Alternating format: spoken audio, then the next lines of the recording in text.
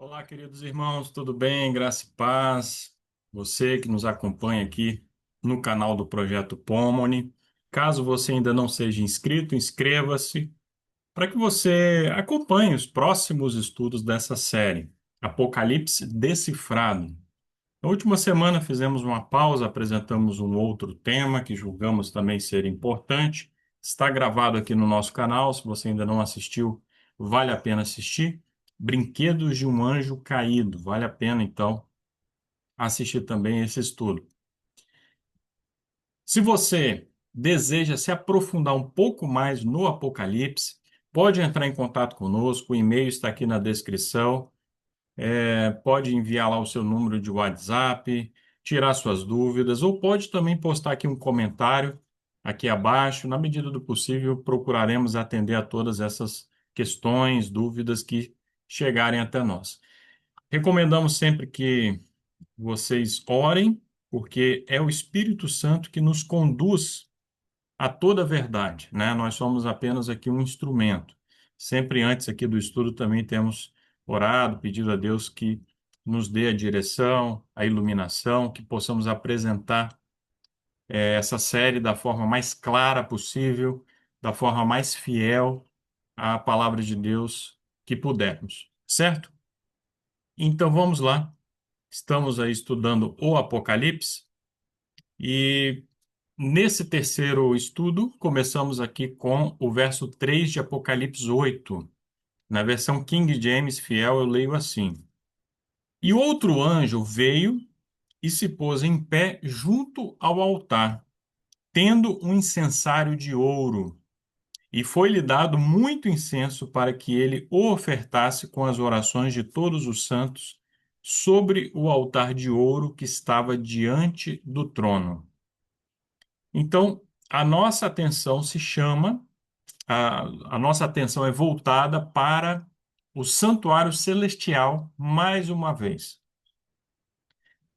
Muitos estudiosos do Apocalipse entendem o Apocalipse como organizado a partir de cada aspecto do santuário celestial.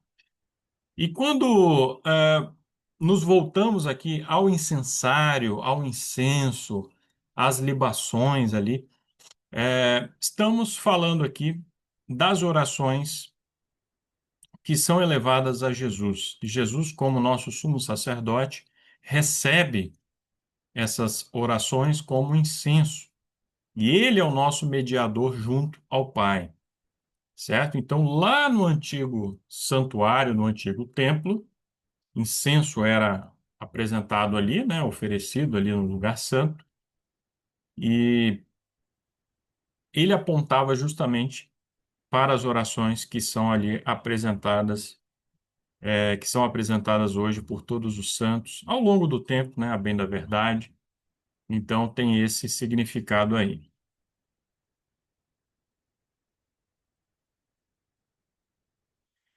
Bem, vamos estudar hoje sobre as sete trombetas. E como temos falado, né, o Apocalipse é organizado numa estrutura de quiasma que, para a mentalidade hebraica, a mentalidade judaica, era muito clara. Para nós não é tão comum, né? Então, temos aqui cada parte do Apocalipse, lembrando que não segue exatamente a divisão de capítulos e versículos, né? Porque essa divisão de capítulos e versículos foi posterior à Idade Média, início da Idade Moderna. Então, a organização é um pouco diferente. E quando falamos, então, dessa seção das sete trombetas, estamos ali na porção quarta do livro, que trata da ira de Deus misturada ainda com misericórdia, que depois vai ter uma correspondência lá na porção entre os capítulos 15 e 18, que vai tratar da ira de Deus sem mistura de misericórdia, quando estudaremos as sete últimas pragas, por aí, certo? E aqui nessa outra forma de apresentar, nessa outra organização aqui do livro, as sete trombetas estão aqui, um pouco antes da porção do grande conflito, ainda dentro da seção histórica do livro, né? Apocalipse tem uma seção histórica e uma seção escatológica. Então, Sete trombetas são os juízos severos que advertem o mundo. Temos ali a terra, o mar, rios e fonte de água, sol, lua, estrelas, escuridão, abismo, gafanhotos, rio Eufrates, altas vozes, o reino é de Cristo. Terminando então essa sessão, é sobre isso que iremos estudar. Muito bem, falamos ainda há pouco sobre o santuário. Lá no livro de Hebreus, Hebreus 4, verso 14, nós lemos o seguinte: sabendo que temos um grande sumo sacerdote que adentrou os céus, Jesus, o Filho de Deus, retenhamos firmemente a nossa fé. Então, essa imagem aqui é bem ilustrativa também, né? Pessoas ali orando e as orações chegando como incenso ali até o santuário celestial, Jesus então recebendo essas orações e fazendo então a mediação junto a Deus. Repito, Jesus é o nosso único mediador, né? Somente a Ele devemos elevar as nossas preces, as nossas orações. Ele unicamente faz essa mediação do pecador junto a Deus, junto ao Pai. Apocalipse 8:5 menciona lá o incensário com fogo. E sabemos que as orações devem ser compreendidas dentro do contexto dos selos, dos sete selos, né? E aqui nós temos uma resposta a Apocalipse 6, verso 11, né? A ira de Deus contra os perseguidores, então, é derramada. Temos lá as almas debaixo do altar, vocês devem se lembrar desse estudo, né? Clamando, até quando, Senhor, não vingas, né? O nosso sangue, enfim. Explicamos naquele estudo que isso não deve ser tomado literalmente, porque os mortos não sabem de coisa alguma, mas esse é o clamor que atravessa os séculos, o clamor por justiça. O povo de Deus sendo martirizado e até quando isso vai durar, né? E aqui uma parte dessa resposta vem aqui nas trombetas, né? Que é o juízo parcial, né? O juízo parcial no sentido de que não é o julgamento completo ainda, não é todo o castigo dos ímpios, mas é um julgamento é, que vem aí ao longo do tempo, com alguma misericórdia. No tempo do fim teremos a justiça de Deus, a mão de Deus pesando contra os ímpios, sem mistura de misericórdia, certo? As trombetas, então, como eu falei, retratam tais juízos, representam, então, juízos de advertência. Aqueles que aprenderem com as lições das sete últimas trombetas, das sete trombetas, perdão, não precisarão sofrer com as sete últimas pragas. Essa é a grande lição do juízo de advertência. Essas trombetas retomam em grande medida o período ali das sete igrejas, né? Tem ali uma certa correspondência e também dos sete selos. E revelam o envolvimento de Deus com o judaísmo, com o cristianismo, incluindo o cristianismo ortodoxo, né? Que predomina lá na Europa Oriental, e também o Islã, envolvimento de Deus até com o Islã. Isso é totalmente coerente com os juízos de Deus na época lá do Antigo Testamento, da Antiga Aliança, quando Deus, por meio dos seus profetas, pronunciava advertências, profecias, oráculos contra outros povos, povos pagãos, porque Deus é Deus de toda a terra, né? Então, um livro do Antigo Testamento, da Bíblia hebraica, né, que revela muito isso, é o livro de Jonas, por exemplo, né? Os profetas menores, vários deles ali, e os maiores também, se você for Isaías, Ezequiel, há várias profecias ali contra o Egito, contra a Síria, contra a Babilônia, e daí por diante. Então, Deus é o juiz de toda a terra, e isso aparece aqui nas sete trombetas também. Vamos à primeira trombeta. Importante que as trombetas elas estão organizadas em pares. Então, o primeiro par, primeira e segunda trombeta, é o que nós vamos tratar aqui. Lá em Apocalipse 8, verso 7, na versão Almeida Corrigida e Fiel, que é uma boa versão também, uma boa tradução da Bíblia, nós encontramos ali: e o primeiro anjo tocou a sua trombeta, e houve saraiva e fogo misturado com sangue, e foram lançados na terra. E queimou-se a terça parte das árvores, e toda a erva verde foi queimada. Muito bem, vamos entender isso. Um anjo toca a sua trombeta e há uma chuva de pedras, né, uma grande saraiva e fogo misturado com sangue e são lançados na terra. E a terça parte das árvores é queimada e toda a erva verde é queimada. Você se lembra de algo parecido na história do povo de Deus? Uma chuva de pedras?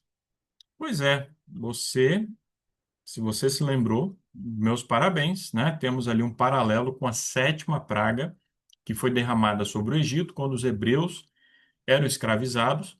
Então, pouco antes da libertação, temos ali essa sétima praga sendo derramada ali sobre o Egito. A décima praga, você se lembra? A praga sobre os primogênitos e após isso, então, ocorre o êxodo. Essa primeira trombeta é um juízo sobre o povo judeu. Temos fogo e sangue representando a destruição de Jerusalém no ano 70 depois de Cristo. Os judeus se rebelaram no ano 66 e finalmente no ano 70, ou seja, após anos ali de guerra, de rebelião, os romanos, liderados por Tito, que depois se tornaria imperador, conseguiu conquistar Jerusalém, reconquistar, né, melhor dizendo, e houve um grande banho de sangue, um grande massacre ali. Os intérpretes que entendem que a primeira trombeta aponta para o povo judeu lembram daquela passagem de Pedro que o juízo começa pela casa de Deus. E a rejeição dos judeus, né, em relação ao Messias, os judeus rejeitam a aliança. Isso tudo culmina, então, na destruição da própria nação, né? Os judeus perdem a independência, são espalhados aí pelo Império Romano. É um grande desastre ali, é um caos ali o que acontece no ano 70, né? E um grupo ainda se rebelou, continuou em rebelião até o ano 73, em Massada, uma fortaleza construída pelo rei Herodes. E só foram finalmente esmagados ali, derrotados no ano 73. Muitos deles foram escravizados. Enfim, foi terrível. E depois, ainda no século II, no ano 132, a revolta de Simão Bar Kokhba, já no reinado de Adriano, né? Uma outra rebelião e um outro banho de sangue, né? Muito triste o que aconteceu com o povo judeu e todas essas rebeliões e esse desastre todo. Primeira trombeta aponta para isso. Lembre-se que as profecias de Daniel, lá, a profecia das 70 semanas, já apontava também para a destruição de Jerusalém. Jesus, no sermão lá de Mateus 24, também falou disso. Então, acreditamos que o Apocalipse, por ser uma repetição e uma ampliação das profecias anteriores, aponta aqui para esse episódio histórico também. O verde queimado, ele é todo queimado, representa ali a esterilidade de Israel. Israel, do ponto de vista profético, bíblico, ele se torna estéril, né? Por rejeitar a aliança. Deus não rejeita o povo judeu. Apenas a aliança é feita com muitos, né? Foi o povo judeu que rejeitou, sim, o Filho de Deus. E segundo João capítulo 8, por rejeitar o filho, rejeitam o pai também. Então se torna um povo realmente estéril do ponto de vista bíblico, do ponto de vista espiritual, mas há sim salvação para os judeus individualmente. Judeus individualmente, aqueles que abraçam a aliança têm acesso à salvação como tem até hoje. A segunda trombeta, nós lemos lá em Apocalipse 8, 8 e 9. E o segundo anjo tocou a trombeta, e foi lançada no mar uma coisa como um grande monte ardendo em fogo, e tornou-se em sangue a terça parte do mar. E morreu a terça parte das criaturas que tinham vida no mar. A terça parte da vida marinha é exterminada e perdeu-se a terça parte das naus. A terça parte das embarcações se perde. Essa expressão terça parte é muito simbólica, né? Ela aparece aí várias vezes no Apocalipse e representa uma grande parte, né? Não podemos interpretar aí literalmente quando o Apocalipse fala em terça parte. Essa trombeta se volta aí, então, para a decadência, o declínio e a queda do Império Romano do Ocidente. Esse império foi assolado por guerras civis, já a partir do século I, a bem da verdade, né? Após ali a crise ali que se abateu ali no reinado de Nero, houve uma guerra civil, três imperadores se sucederam ali, Otto, Galba e Vitélio, né? Até que vem então Vespasiano e o filho dele, o Tito, o que reconquistou Jerusalém, né? Sucedeu o pai então Vespasiano. Foi Vespasiano que conseguiu restaurar a ordem ali naqueles anos ali no Império Romano.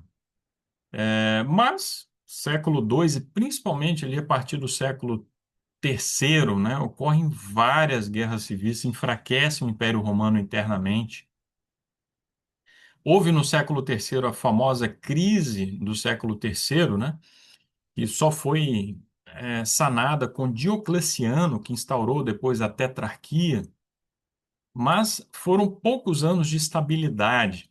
Durante a tetrarquia, lembre-se, houve a mais feroz perseguição contra os cristãos, do ano 303 ao ano 313, quando veio Constantino, o Édito de Milão, promoveu a tolerância dentro do Império Romano, mas ao longo do século IV houve várias outras guerras civis.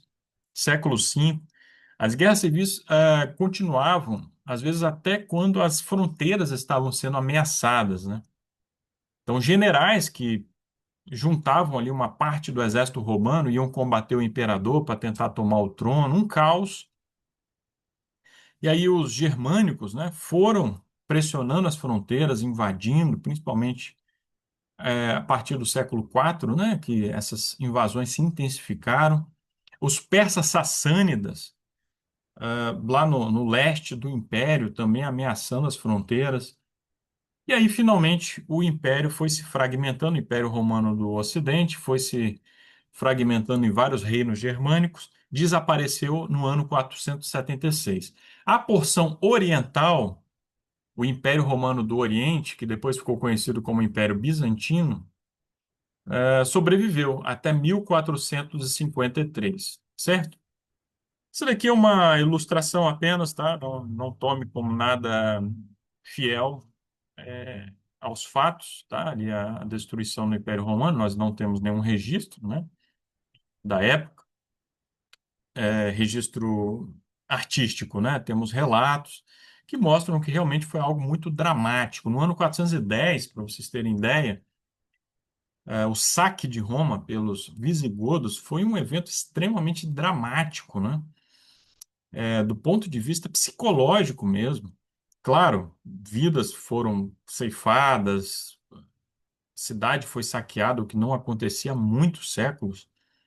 Isso levou Agostinho de Hipona a escrever uma obra monumental, A Cidade de Deus, certo?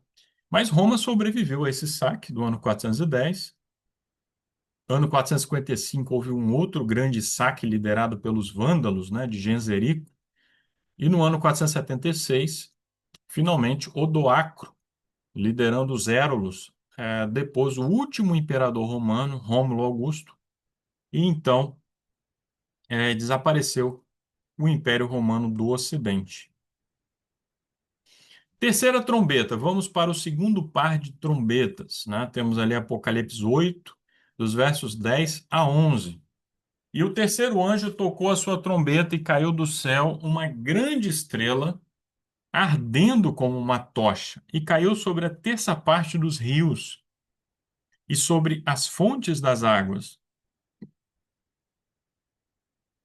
E o nome da estrela era Absinto, e a terça parte das águas tornou-se em absinto. E muitos homens morreram das águas porque se tornaram amargas. Que cena! Uma estrela caindo sobre a terça parte dos rios, a estrela chamada Absinto, as águas se tornando amargas, muitos homens morrendo. Essa estrela que cai e amarga os rios simboliza ensinos e doutrinas, né? O rio é fonte de vida, refrigério para o sedento. Então, essa estrela caindo representa ensinos, doutrinas errôneos, né? Que vão, então, é, estragar, por assim dizer, a palavra de Deus no sentido não da palavra em si, mas como ela era apresentada, né, para as pessoas ali no período medieval. Então, toda essa cena que acabamos de vislumbrar aqui na terceira trombeta, representa a corrupção espiritual do cristianismo ali, principalmente a partir de 538, período da supremacia papal. O que que nós temos aí na quarta trombeta, formando um par com essa terceira trombeta, né? Percebemos então que há um prolongamento. Olha o que que acontece. E o quarto anjo tocou a sua trombeta e foi ferida a terça parte do sol e a terça parte da lua e a terça parte das estrelas. Apocalipse 8, verso 12. Para que a terça parte deles se escurecesse e a terça parte do dia não brilhasse, semelhantemente à noite. O sol também é fonte de vida. Sem o sol, não há fotossíntese, não há vida na Terra. E uma terça parte se obscurece, né? Das estrelas também.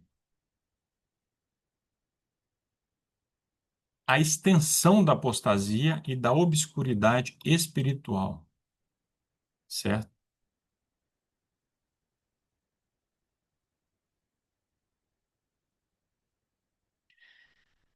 À medida que o período medieval foi avançando, ali o período da igreja de Tiatira, nós temos uma consolidação desses erros doutrinários que já estavam se insinuando já nos primeiros séculos do cristianismo.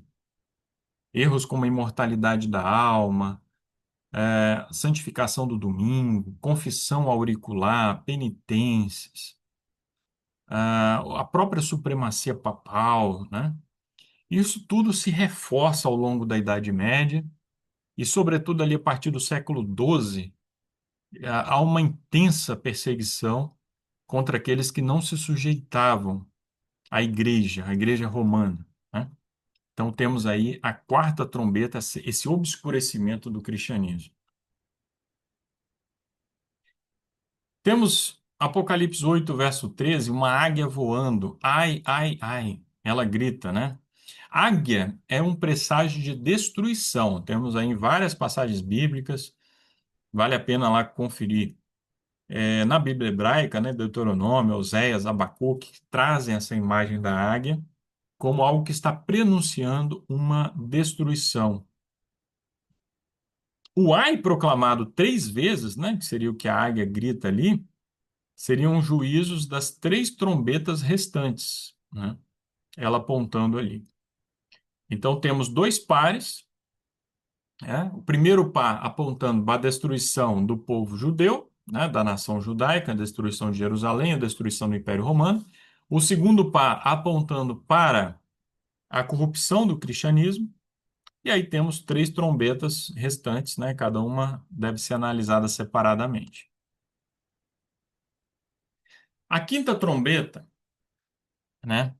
Temos ali uma longa descrição dessa trombeta, tá? Vale a pena você ler, nós não iremos ler aqui devido ao nosso tempo, que é limitado, mas vai do verso 1 até o verso 11 de Apocalipse 9. Aparecem ali gafanhotos saindo do abismo, né? Que nós interpretamos como as forças islâmicas atacando a cristandade. O Islã, um rápido histórico, o Islã surgiu onde hoje é a Arábia Saudita, não existia nenhum Estado-nação ali, tá? Não existia Estado-nação, que é uma criação do século XIX. Existiam tribos, né, que viviam ali separadas, muitas vezes guerreando entre si, na Península Arábica. E na cidade de Meca, uma dessas tribos era a tribo dos Coraixitas. Muhammad, que nós transliteramos aqui no Brasil em português como Maomé, ah, por volta ali dos 40 anos, ele era casado com uma viúva rica, enfim, ele tem uma revelação do anjo Gabriel. O anjo Gabriel teria dito para ele que só Alá é Deus e Maomé é o seu profeta. Lembrando que essas tribos eram profundamente politeístas, haviam judeus vivendo em Meca, negociando em Meca, cristãos também. Muhammad deve ter tido, com certeza teve, melhor dizendo, contato com o judaísmo, com o cristianismo, tanto que o anjo Gabriel faz parte dessas tradições religiosas. E Maomé então começou a pregar ali para as pessoas mais próximas, para jovens. A situação ficou insustentável porque os interesses dos coraixitas se chocaram contra Maomé, essa mensagem monoteísta dele. Eles ganhavam dinheiro com a venda de ídolos, né, de imagens, enfim. Maomé fugiu então para a cidade de Yatrebe, que depois passou a se chamar Medina, a cidade do profeta. Começa ali o calendário islâmico, no ano 622, é a Hégera, né, a fuga de Maomé para Medina. E aí depois ele volta para Meca, né? Há uma pressão, a cidade acaba se entregando a ele. O Islã se espalha pela Península Arábica e depois além. Toma ali muitos territórios que eram do Império Romano do Oriente, como o Egito, como Jerusalém, né? A Síria, o norte da África. Toma territórios que eram do Império Sassânida, depois todo o Império Sassânida cai sob o domínio dos árabes. Chegaram até mesmo à Península Ibérica, né, o que hoje é Portugal, Espanha. Então foi um rápido avanço. Para vocês terem ideia, o norte da África era cristão, né, no século VII. Mas hoje ele é 99% muçulmano, né? Os árabes simplesmente varreram o Islã do norte da África, de vários outros territórios. Então, esses gafanhotos saindo do abismo simbolizam, então, a força aí do Islã. Os árabes são descendentes de Ismael, pelo menos uma parte dos árabes, né? E já havia uma profecia lá no Gênesis que os descendentes de Ismael seriam como um jumento selvagem, né? Seriam guerreiros, né? Então a gente vê aí a profecia se cumprindo. O abismo é o terreno religioso desprovido do evangelho. O Islã é um anticristo, porque ele nega a divindade de Cristo. Para eles, Jesus não é Deus. Jesus sequer teria morrido, né? Negam a morte de Cristo. Olha só que coisa, né? E veneram Maria, né? Então vejam quantos enganos ali envolvidos no Islã. Ao contrário do que muitos imaginam, o Islã não adora o mesmo Deus de judeus e cristãos. É um outro Deus, porque Alá não tem filhos, certo? E Deus, na Bíblia, se apresenta como um pai, né? Que tem os seus filhos. Então, veja, é uma outra divindade. A proibição de ferir a grama é um juízo com restrições. O Islã não teve liberdade para exterminar por completo os cristãos, né? Os cristãos pagavam o imposto e podiam ali existir ali nos territórios controlados pelo Islã. É um imposto chamado jizia, né? Os povos do livro, né? Judeus, cristãos. Só um rápido parênteses, né?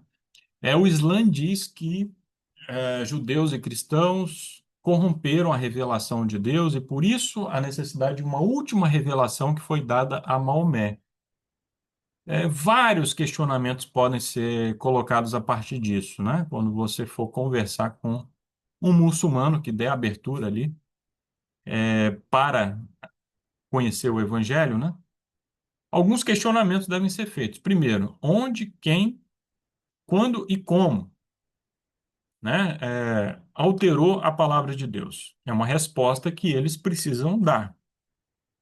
o ônus da prova recai sobre quem acusa, né? Então, eles dizem que em algum momento a revelação que foi dada pura, verdadeira, a Moisés, aos profetas, né, a Jesus, aos seguidores, né, de Jesus, em algum momento essa revelação foi corrompida. Então, eles precisam dizer onde, quem, quando e como isso foi feito. Depois, um outro questionamento. Bem, se Deus, para eles, Alá é o mesmo Deus, né, de judeus e cristãos, mas se Deus não conseguiu preservar sua revelação no passado, quando deu a judeus, quando deu a cristãos, por que que agora, com o Alcorão, né, que são as revelações que foram dadas a Maomé, que depois foram redigidas e formam ali o Alcorão, como se fosse a Bíblia dos muçulmanos, por que que agora ele preservou, se antes ele não preservou a sua revelação? Né? Alguns questionamentos que são feitos aí. Ainda dentro dessa trombeta, lá no verso 5 é apresentada uma profecia ali, 5 meses, né? Que multiplicando 5 vezes 30 no calendário ali judaico, são 30 dias, né? O calendário lunisolar, chegamos a um período de 150 anos, aplicando o princípio dia-ano, né? Que nós já explicamos anteriormente no estudo lá de Daniel, vale a pena você retomar. Chegamos então a 150 anos, que começa com a fundação do Império Otomano por Osman I, 1299. A ilustração dele aqui. Osman I, esse sultão. 150 anos, então, começando com a fundação desse império, um poderoso império. Logo após os árabes, nós temos a ascensão dos turcos otomanos, né, que adotam o Islã e eles passam a controlar o Império Islâmico. Quando que termina? Com a ascensão de Constantino, 11º paleólogo, ao trono bizantino, ao trono do Império Romano do Oriente, após o aval do sultão Murad II, ou Mehmed II. Então, temos um destaque aí para um período áureo, um período aí de ascensão dessa potência que foi o Império Otomano, né? Desde a fundação propriamente dita do Império, até o momento em que o império rival, o Império Bizantino, ou que sobrou dele, né, que era praticamente só Constantinopla, atual Istambul e os arredores, o imperador ali precisa da autorização, olha que humilhação, né? Ele precisa da aceitação de um outro soberano, que no caso aqui é o sultão Murad II, o sultão otomano. Sexta trombeta, nós chegamos aí há uma menção ao rio Eufrates, região onde os turcos partiram para conquistar o Império Bizantino, né? Constantinopla bem aqui, tá? Entre o Ocidente e o Oriente. E para cá nós temos aqui o rio Eufrates, por isso que ele é mencionado ali. Os 4 anjos simbolizando as 4 regiões aí principais do Império Otomano, né? O Egito, que os árabes antes lá já haviam conquistado dos bizantinos, como eu falei, a região dos Balcãs, a Arábia, tá?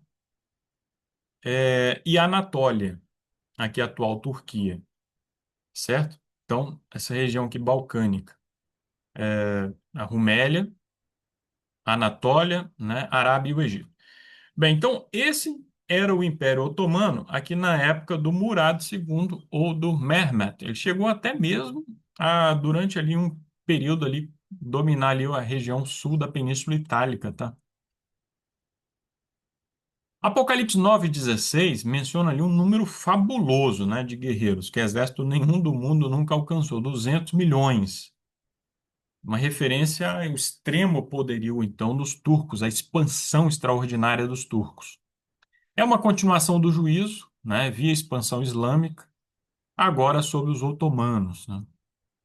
Deus se valendo, então, dos otomanos para aplicar o seu juízo de advertência, uma força massiva e organizada contra a cristandade. Cristandade que, lembre-se, como eu falei, já havia se afastado muito ali da pureza do evangelho, muitos enganos, muita apostasia, né? As águas estavam realmente amargas, né? Como mencionamos. E aqui nós temos os árabes e depois os otomanos, é, infligindo então um castigo ali feroz contra a cristandade que estava então afastada da Bíblia, né? Por assim dizer. Temos o segundo ai, né? Correspondendo ali ao período do domínio dos turcos otomanos, né? Aqui uma representação da conquista de Constantinopla pelo Murad II. Utilizou ali 130 canhões, né, para pôr abaixo as poderosas muralhas de Constantinopla. Essa hora, dia, mês e ano corresponde a 391 anos, tá? Como que a gente faz essa conta? 360, um ano tem 360, mês 30 dias, né? Então, 390. O dia corresponde a um ano, então temos na soma aqui 391 anos, né? Esse período tem um aval, tem um início com aval, como mencionamos, né? Quando o imperador de Constantinopla, para chegar ao trono, precisa do aval, da autorização do Murad II. Então temos o início desse período, né? Ali em 1449, quando Constantino, paleólogo, é coroado. O fim se dá na Convenção de Londres, né? Se você fizer as contas aí, 391 anos, né? Mais ali alguns meses, ali um período ali, né? Correspondente à hora, né? Seria a 24ª parte de um ano, né? Vai dar ali um período ali, umas semanas, enfim. Isso vai, então, terminar na Convenção de Londres, quando o Império Turco Otomano, conhecido como o Homem Doente da Europa, é colocado debaixo da tutela das potências europeias, né? Principalmente França, Grã-Bretanha. E temos aqui a Convenção de Londres. Nessa época, os mileritas, lá na América do Norte, estavam estudando as profecias e ficaram simplesmente em êxtase quando viram perante eles, ali no ano de 1840, o cumprimento dessa profecia aqui referente ao Império Otomano, né? Viram ali perante eles a profecia se cumprindo. Então, isso aqueceu os corações deles, né? A fé na volta de Jesus se fortaleceu. Sétima trombeta, nós temos aqui o terceiro ai, né? Eram três ais, chegamos aqui ao terceiro ai, na sétima trombeta. Apocalipse 11, dos versos 15 a 19. É um clímax escatológico, né? Existe um salto aqui agora para um momento escatológico. Nós saímos da parte histórica e o leitor ali do Apocalipse é levado mesmo para o fim de todas as coisas, né? Então existe a abertura do templo de Deus, revelando a Arca da Aliança, né? Porque sabemos que, completando as 2.300 tardes e manhãs, ou seja, no ano de 1844, Jesus passou do lugar santo para o lugar santíssimo, começando ali a última fase do seu ministério, né? Ali perante a arca, né? Perante as tábuas da lei. E se você já estudou, fez um estudo conosco de Daniel, estudo das 2.300 tardes e manhãs, Daniel 8:14, você entende muito bem o que nós estamos dizendo. No momento ali, os mileritas entenderam que isso seria a volta de Jesus, mas depois compreenderam que era apenas Jesus começando mais uma fase do seu ministério e começando então ali, portanto, o juízo investigativo. Temos então a vindicação do povo de Deus, né? O povo de Deus é vindicado. E Apocalipse 11:18, nós temos um cenário, né, de guerra, de nações iradas. Iraram-se as nações, e é chegada a tua ira e o tempo dos mortos para que sejam julgados, e para que tu des recompensa aos teus servos, os profetas, e aos santos, e àqueles que temem o teu nome, pequenos e grandes. Completando então o verso 18 de Apocalipse 11, para que destruas os que destroem a terra. A hora do juízo, então, finalmente chega, né? Depois de todos esses juízos de advertência, né? O envolvimento de Deus aí com as mais diferentes nações, religiões, as principais religiões monoteístas, né? O judaísmo, o cristianismo e o islã, é chamada a atenção aqui para o juízo de Deus. O que foi feito por meio dos mileritas, as três mensagens angélicas, pregando ali a breve vinda de Cristo, juízo investigativo, juízo pré-advento, né? E muito em breve tudo isso irá se cumprir. Jesus irá voltar para dar a cada um conforme a sua recompensa. Aqueles que aceitaram a Cristo, que lavaram as suas vestes no sangue do Cordeiro, irão viver com Jesus durante 1000 anos no céu e depois ocorre a descida da Cidade Santa, né? Essa cidade de ouro, de cristal, né? Que virá para essa terra que depois será renovada ao fim de 1000 anos. Mas por enquanto, nós temos esse grande alerta, essa grande advertência, né? Esse juízo de advertência, que é para todos, né? Isso tem sido pregado com mais ênfase a partir ali de meados do século XIX pelo movimento milerita e continua sendo pregado até hoje, será pregado até a volta de Jesus. Aceito as lições dos juízos de advertência. Veja, Deus não poupou o povo judeu, que se afastou da sua aliança, o Império Romano, que naquela altura já era cristão, né, os imperadores eram cristãos, enfim, mas se apostataram, quebraram a aliança, sofreram ali o seu juízo de advertência, né, a segunda trombeta. O povo cristão, ao longo da Idade Média, terceira e quarta trombetas, também sofreram com juízos de advertência, né? Foi proclamado juízo de advertência contra eles, né? Os árabes, os turcos, o Império Turco, né? Que sabemos que depois se fragmentou, caiu, né? Caiu, terminou o período do Império Turco.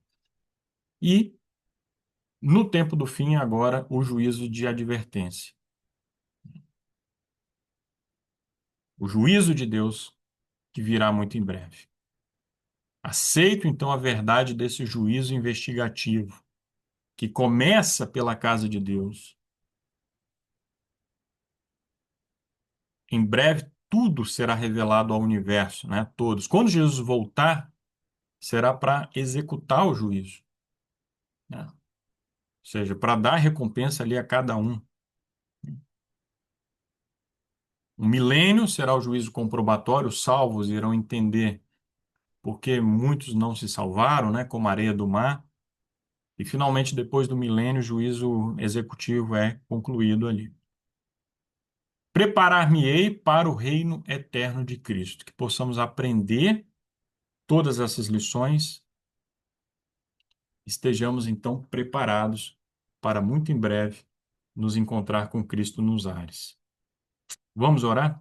Senhor nosso Deus, nós te louvamos, ó Pai, porque revelaste estas coisas aos pequenos, aqueles simples, Senhor, todos nós, Senhor, que nos colocamos debaixo, ó Pai, da tua mão, clamando que o Espírito Santo nos guie a toda a verdade. Muito obrigado, Senhor, por ter nos instruído acerca disso tudo.